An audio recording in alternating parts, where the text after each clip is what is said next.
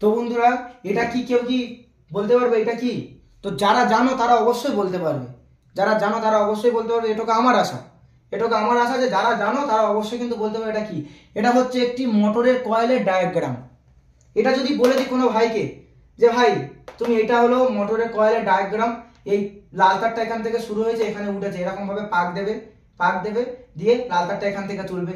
আরো একটি এই যে নীল তারটা আছে, নীল তারটা এখান থেকে শুরু হয়েছে পাক দিয়ে এখানে তুলবে। তারপরে এই যে সবুজ তারটা আছে, এই সবুজ তারটা শুরু হয়েছে এখান থেকে 6 পাক দেবে দিয়ে এখানে তুলবে। এরকম করে যদি বলে দিই কেউ কি বুঝতে পারবে? কেউ কিন্তু বুঝতে পারবে না। এবার বন্ধুরা দেখো, এই যে মোটরের কয়েলটা আছে, এই যে ডায়াগ্রামটা আছে, আমাদেরকে সম্পূর্ণভাবে বুঝিয়ে দিতে হবে। যিনি গুরু মশাই বা যিনি শিক্ষা প্রদান করে ওনাকে ভালোভাবে ছাত্রদেরকে বুঝিয়ে দিতে হবে।